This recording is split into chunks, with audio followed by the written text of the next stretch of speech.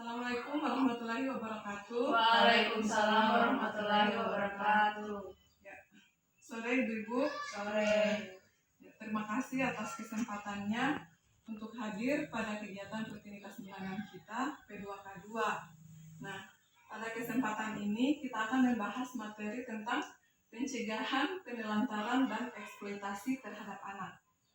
Pertama-tama kita akan membahas tentang penelantaran terhadap anak. Apakah ibu-ibu mengetahui tentang penelantaran terhadap anak? Tahu. Ya.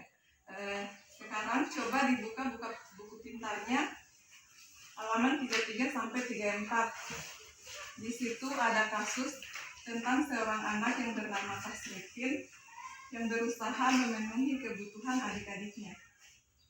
Ya, silakan dibaca ya ibu-ibu.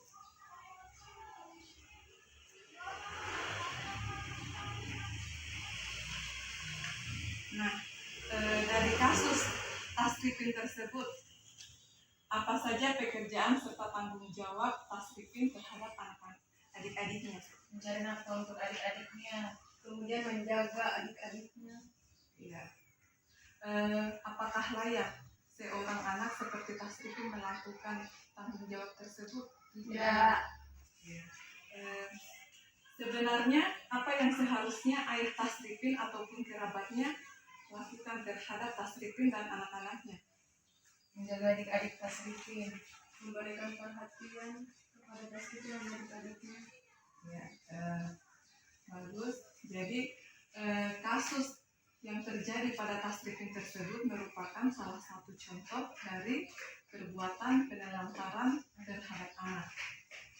Nah, penelantaran anak adalah suatu sikap atau perbuatan melepaskan tanggung jawab sebagai orang tua terhadap anak-anaknya, baik itu fisik, psikis, sosial maupun rohani. Nah, apakah di sini ibu-ibu pernah melihat contoh dari sikap-sikap penelantaran terhadap anak? Pernah. Ya. Contoh tindakan penelantaran seperti apa saja yang pernah ibu temui di lingkungan ibu-ibu? Anak-anak disuruh menangis. Ya. Kemudian tidak mendapatkan kasih sayang dari orang tua. Ya. Jadi kita dapat melihat contoh-contoh penelantaran itu seperti tidak memberikan makanan yang sehat, aman dan bergizi kepada anak, tidak memberikan tempat tinggal dan pakaian yang layak, tidak pernah memberi waktu atau kesempatan bermain kepada anak, serta masih banyak lagi contoh-contoh penelantaran terhadap anak yang lainnya. Nah, dari contoh-contoh penelantaran terhadap anak tadi akan mengakibatkan anak itu putus sekolah, kurang gizi, kemampuan berbahasanya akan rendah, anak merasa tidak aman, dan masih banyak lagi akibat-akibat terhadap penelantaran anak ini. Beberapa cara yang dapat dilakukan untuk mencegah agar tidak terjadi penelantaran terhadap anak. Yang pertama itu, kita harus memenuhi kebutuhan dasar anak, seperti selalu memberikannya kasih sayang, sandang, pangan, serta papan. Yang kedua, meluangkan waktu untuk bersama anak. Yang ketiga, mendidik anak tentang apa yang boleh dan tidak boleh dilakukan. Terus ada juga berbagi tugas dengan pasangan dalam mengasuh anak. Apakah ibu-ibu pernah menyuruh anaknya untuk membantu ibu-ibu di rumah? Pernah. Ya. Jika pernah, dalam bentuk apa? Bentuk menyapu rumah atau halaman. Ya.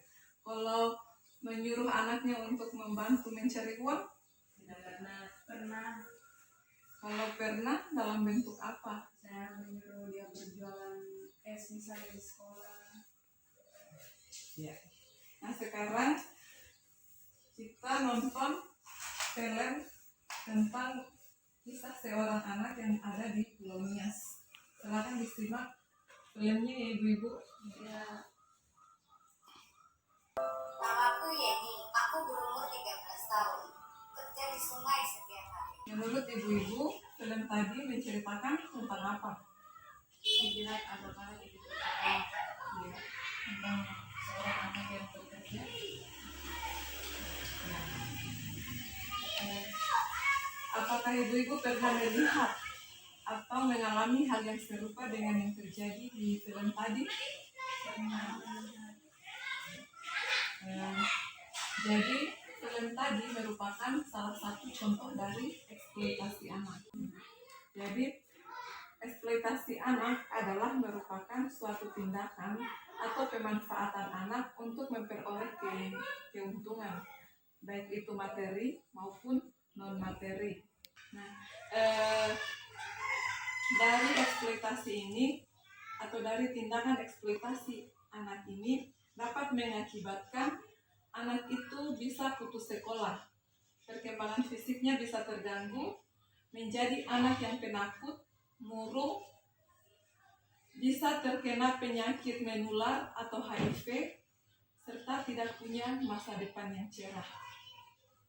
Nah, dari akibat dari eksploitasi ini, kita dapat mencegah eksploitasi anak dengan cara mengupayakan anak tetap sekolah, tidak menyuruh bekerja yang dapat mengganggu kegiatan bermain serta belajar anak, tidak membiarkan anak bersama orang di sekitarnya dengan tidak pengawasan. Apakah masih ada anak ibu-ibu yang belum memiliki akte kelahiran? Tidak ada. Ya, jadi dengan akte kelahiran itu, dengan membuatkan akte kelahiran ataupun memasukkan anak pada kartu keluarga itu merupakan salah satu cara untuk mencegah terjadinya eksploitasi terhadap anak.